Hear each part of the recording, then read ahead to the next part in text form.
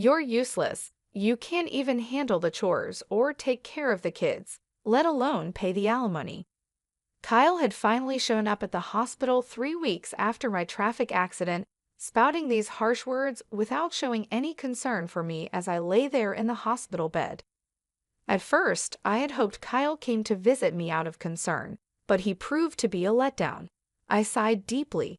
To be honest, I had already been thinking about getting a divorce.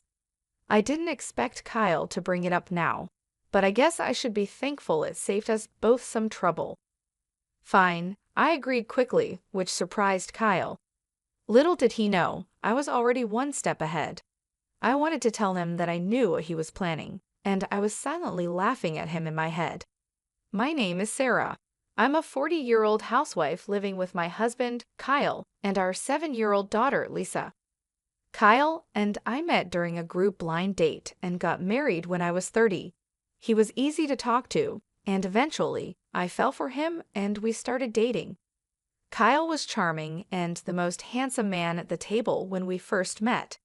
When he expressed his interest in me, I felt flattered and proud. Kyle was incredibly romantic in our early days. He would surprise me with dessert plates and bouquets at fancy restaurants for my birthdays, take me on trips for our anniversaries, and write heartfelt letters at just the right moments. I felt so lucky to have him and eagerly accepted his marriage proposal, imagining a life full of surprises and excitement even after marriage. But once we were married, things took a turn. Hey Sarah, my dinner isn't ready yet? I've been working all day, and you can't even have dinner prepared when I get back? You're so lazy.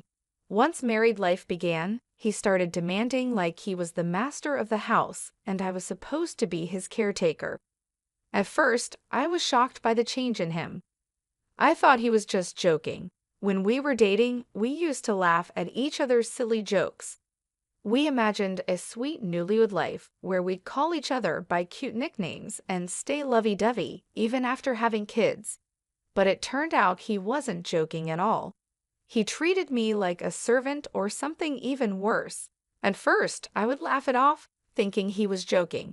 But gradually, I realized he was serious. He really saw me as his caretaker, and that was frightening. After we got married, I had to quit my job, and we depended on the money Kyle earned. I was scared that if I didn't do as he said, he might cut me off financially, so I felt trapped. Honestly, Kyle's income wasn't great. I was making more when I was working.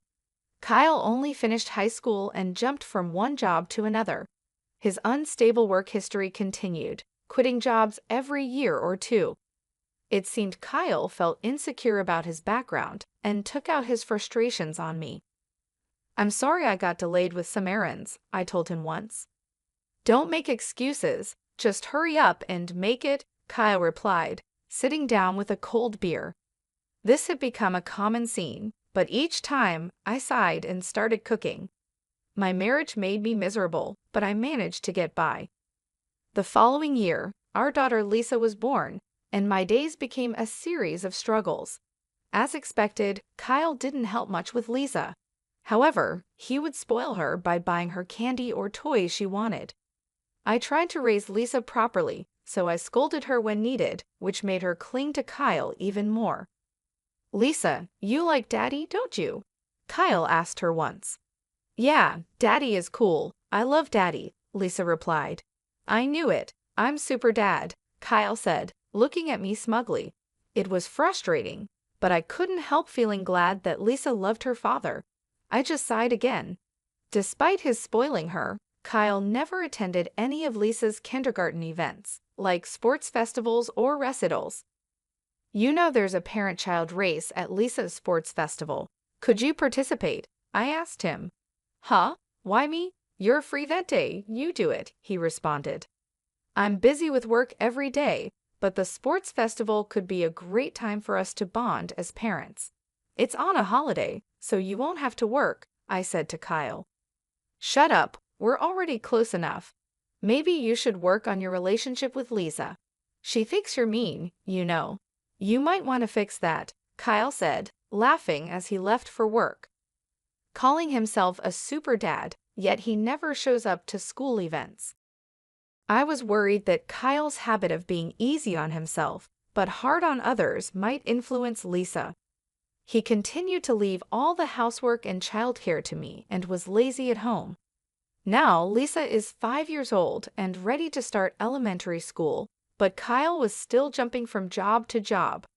He had just quit his factory job last month and moved to a food and beverage company. "I'll be working weekends at my new job since it's in the food industry," he said. "Looks like we'll hardly see each other then." "Can't be helped, it's work," I replied. Honestly, I was relieved because I was tired of Kyle ordering me around on weekends. Now, I wouldn't have to be nagged by him to clean the floor or serve meals quickly. But if Kyle was out on weekends, Lisa would be sad. It's better for kids to spend holidays with the whole family. "I have work, so please let Lisa know," Kyle said. I couldn't really argue with Kyle since he was the one bringing in the money. Reluctantly, I went to tell Lisa, "I'm sorry, but Daddy won't be able to go out with you on his day off." I thought Lisa would be upset, so I told her with a frown. However, contrary to my expectations, Lisa seemed unconcerned. "It's okay. If you're okay with it, then it's fine. You know he's not going to be here on all weekends, right?" "Daddy has been smelling strange lately," she said. "A strange smell?" I asked, puzzled. Lisa nodded and went back to her room. What on earth was she talking about? "I've been so busy with housework and taking care of our child that I hadn't noticed much about Kyle lately. Our marriage was not like it used to be, and I tried to avoid being around Kyle to keep things calm." The strange smell Lisa mentioned might be from the factory, I thought. Factories often use special solvents, so it made sense that Kyle could come home with a weird smell. If that was the case, the smell would probably go away soon. Kids are really honest, which is what makes them so endearing. Despite what he said, Kyle started leaving the house early in the morning, even on his days off, which was odd. He also left every weekday. If he was working weekends, he should have a day off during the week. He left without saying anything to me, so I couldn't tell if he was going to work or not. I became curious about what he was doing, leaving so early even on his days off. One day, I asked Kyle, "You seem to be going out every day off. What are you doing?" Kyle looked confused for a moment, then answered in an annoyed tone while scratching his head, "I'm working. I go to work voluntarily." "Really? But you should take care of yourself, or your body won't hold up," I replied. "Shut up, don't complain about my job," Kyle snapped back. I didn't understand why he got so angry when he often complained about my housework and child rearing. I didn't believe what Kyle said. There's no way he, who usually avoids trouble, would go to work voluntarily on his days off.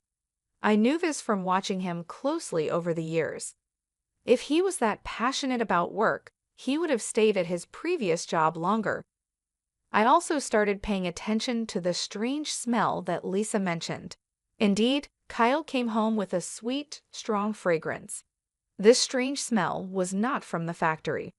Why hadn't I noticed this before? I blamed myself for being so naive and vowed not to make the same mistake again. From then on, I decided to watch Kyle more carefully, especially on weekdays when he said he was going to work. He seemed to wake up an hour earlier than usual and took extra care grooming himself. He appeared to be in a good mood on those days, which varied from week to week, sometimes being on a Monday, sometimes on a Thursday. But it was clear that Kyle was happy on those days when he left the house. I went into his room to look for any clues. I felt like a detective searching a house. Since I always clean Kyle's room, I knew it well and didn't feel bad about snooping around. If Kyle had hidden anything, it would be in a place not easily seen. I searched carefully under the desk and bed. Finally, hidden in a candy tin in the closet, I found a bunch of letters. What were these? All the letters were from the same person, named Patricia. They had been sent through the mail. The oldest letter was from 4 months ago, and the newest was from yesterday. As I read the letters, I saw phrases like, "I regretted when we broke up, but now I really love you," and I want to go back to the time when I was with you." It sounded like something a lovesick teenager would say. At first, I thought maybe Kyle's ex-girlfriend was sending these letters on her own, but then I read a line that worried me. "I'm glad you like me again. I'm looking forward to our next date." This was from last week. It looked like Kyle was seeing this Patricia today. He was definitely up to something. I took photos of the letters with my smartphone as evidence. I thought about taking the letters, but I didn't want to make Kyle suspicious. Even with these letters, I felt I didn't have enough proof. After thinking it over, I decided to hire a private investigator to check on Kyle. 3 weeks later, the investigator gave me the results quickly. He brought photos of Kyle and Patricia close together in the park at night, and even a recording of them saying, "I love you" to each other. I accepted the facts calmly with solid proof in hand. I went to the municipal office and came back with a divorce form. Now that I knew Kyle was cheating, I had no reason to stay with him. I planned to confront him with the divorce papers the next time something happened. I returned home and let out a deep sigh. I was acting resolved, but honestly, I was heartbroken. I was upset with myself for having married someone as careless as Kyle. I was thinking about resting a bit before making dinner when my phone rang. "Hello, yes? Ah, Sarah, do you have time to talk?" "Yes, what's going on?" I was surprised to get a call from my father. He usually doesn't call me. "Actually, your mother and I were talking yesterday, and we're thinking about transferring our assets to you soon." "Huh? What happened?" My father ran a company that sold imported goods to Japanese corporations. I was the daughter of a big company president, but I never told Kyle about this. I thought it would make me sound boastful, especially since Kyle jumped from one job to another. "We're getting old and thinking about retiring. We thought about keeping the company going but didn't want to push it onto you, our only daughter, so we've decided to step back." "I see." I felt guilty about not taking over the company, but my parents respected my decision and had planned for the future. I was touched by their thoughtfulness. "We're thinking of handing over our assets to you. Our total wealth is $17 million, but we're fine with just $3 million. We've decided to give you the remaining $15 million. "What? $15 million? I was shocked. That was more money than I could ever imagine earning in my lifetime. "Yes, there will probably be inheritance tax, but you'll still have plenty left. You won't have to worry about living expenses for the rest of your life," Dad said. "Thank you." I expressed my deepest gratitude to my father and mother and hung up. Soon, $17 million would be coming my way. With that money, I wouldn't have any worries, even if I divorced Kyle. No offense to him, but he probably couldn't earn that much. I felt relieved and was in a daze for a while. I glanced at the clock. It was 6 p.m. I realized I needed to make dinner and checked the fridge, but there were no groceries left. I got ready to go shopping at the supermarket. My heart was light, but I had also felt a sense of urgency that Kyle might come home soon. As I was hurrying across the last crosswalk to the supermarket, the light turned green. "Watch out!" someone yelled, but it was too late. My body was already in the air, and then I hit the ground hard. The sharp pain shot through my head, and without understanding what had happened, I lost consciousness. When I woke up, I was lying on a hospital bed. The first thing I saw when I opened my eyes were my parents and Lisa. "Sarah, thank goodness," Mom said. Lisa was crying next to me. I gently stroked her head. "You were hit by a car and broke both legs. They say it will take 5 months to fully recover." 5 months. I felt dizzy thinking about being out of action for so long. From that day on, I was stuck in a wheelchair. Although the nurses took care of me, I felt frustrated and annoyed because I couldn't use my legs. During my stay in the hospital, my parents and friends visited me. My parents were taking care of Lisa now, since Kyle was always at work. I thought that was better for her. I was glad everyone visited, but Kyle never came. I started to doubt his care, thinking, Aren't we husband and wife? However, 1 week after I was hospitalized, Kyle finally showed up. Hey, feeling good? Kyle asked sarcastically. Yes, man, it's a mess at home without me, I replied lightly. Kyle always complained about my housework as soon as he spoke, showing no empathy. I sighed, thinking he would be at least a little worried about me. What can I do? I was in a car accident. I snapped back when Kyle looked at me with disdain and said, You're useless if you can't do housework or take care of the child. That's the worst, and you should pay alimony. He said such horrible things to his hospitalized wife. Initially, I had hoped Kyle came to visit out of concern, but he was still disappointing. I sighed deeply. Honestly, I had been thinking about getting a divorce myself. I hadn't expected Kyle to bring up divorce today, but it saved me the trouble of arguing.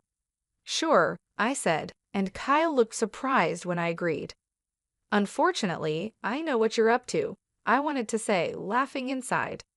Here's a divorce notice. I took out a filled-in divorce form from a bag that my mother had brought and held it in front of Kyle's face. You already had this. Kyle was briefly confused, his eyes wide, but then he took the divorce notice from me and filled in his name and address right there. I felt relieved knowing I wouldn't have to see Kyle's face ever again. I wanted to tell them the feeling was mutual, but I just watched him leave silently. Probably Kyle will remarry Patricia after the divorce. I don't know what kind of woman Patricia is, but it's sad to think she's going to marry someone as controlling and unpleasant as Kyle. I feel a bit guilty about Lisa, but deciding to leave was something I had thought about a long time ago. I promised myself I would take good care of Lisa. A month after Kyle left, my life was peaceful. The time without my husband nagging me felt like heaven. I was released from the hospital and started physical therapy. I decided to stay at my parents' house until my leg healed. My parents were angry at Kyle when they learned about the divorce, but they stopped pressing the issue when I told them I wanted to forget about him. Lisa doesn't seem lonely even without her father around and is going to elementary school happily. In the end, Lisa also noticed Kyle's domineering behavior and probably doesn't see him as a father anymore. I was convinced that divorcing Kyle was the right decision, but one afternoon, I got a call on my mobile phone. I ignored it when I saw Kyle's name, but the phone kept ringing nonstop. Eventually, I answered the call. Hey Sarah, when are you coming back? Kyle's words made no sense to me, and he sounded like he was about to start yelling. What do you mean, coming back? You remarried Patricia, didn't you? I replied. When I mentioned Patricia's name, Kyle sounded surprised and exclaimed, How do you know that? Did you think I didn't know you cheated? That's why I asked for alimony. Yes, that's right. But alimony and child support, I can't pay that. Why do I have to pay alimony anyway? You who never did the housework should be the one to pay, Kyle argued. I was shocked to hear Kyle's argument. I had asked for alimony and child support through a lawyer, but he hadn't paid yet. I knew Kyle didn't have a lot of money, but he should find a way to pay. Yet here he was, saying something ridiculous like I should be the one to pay alimony. I noticed your affair and gathered evidence. Did you see it from the lawyer? It seems that Kyle had already seen the evidence from the detective agency. That would make things easier, but him calling me was ridiculous. I wanted a divorce even before I found out about the affair because you never helped with housework or childcare, and you complained all the time. I'm not your housekeeper, you know. But it's good you're married now. You have someone else to look after you. But here's the thing, Patricia can't do housework. Before we got married, she said, leave everything to me. But once we got married, her cooking is terrible and she doesn't clean. I would have been better off with you. Marry me again. After all, you don't have any money, right? Lisa liked me too, didn't she? Kyle said, which annoyed me. What are you talking about? You divorced me and remarried. You're her partner, not my responsibility. And sorry to say, Lisa doesn't like you, and I have money. Don't lie to me. There's no way you have money. You were a housewife. You can't live without me. I had no intentions of telling Kyle about the fortune I inherited from my parents, but faced with his aggressive attitude, I had no choice but to reveal it. My parents are the CEOs. Recently, I inherited their assets. It's around $52 million in total, so I can live without working for the rest of my life. I could almost visualize Kyle gaping on the other end of the phone as he heard about this fortune. You're lying. There's no way you have such a huge amount of money. It's true. If you want, I can have my parents tell you. With that, Kyle finally seemed to believe my words and fell silent. Then he suddenly yelled, "If it's true, why didn't you tell me?"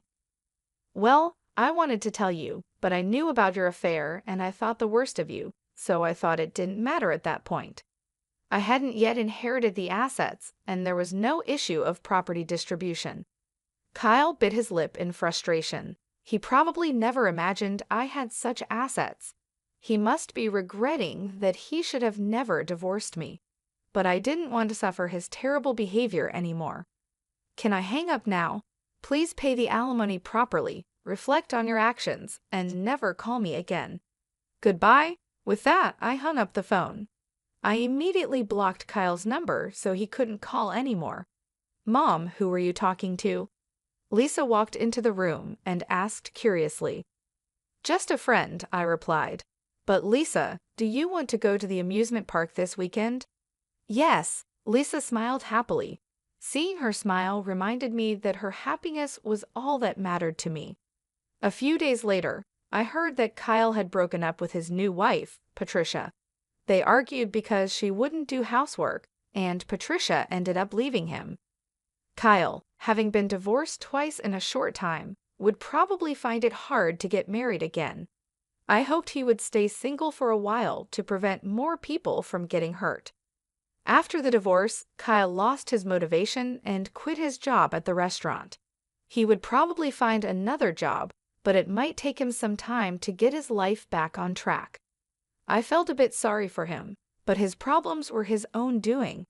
I blocked his calls so he couldn't ask me for money, and I avoided places where we used to go together. In my life, Kyle had virtually disappeared. Eventually, Kyle paid the alimony but ended up in debt. I don't know how he'll manage, but I hope he learns from his mistakes. I'm still living comfortably at my parents' house. They told us we could stay as long as we like. After my legs fully healed, I started part-time work at a local flower shop. Even though I don't need to work, I find it better to be active and leave the house. I work hard on weekdays and spend weekends having fun with Lisa and my parents. I feel more joy in life than before and want to keep living happily with the people I love. I cherish these happy moments, especially when I see Lisa smile.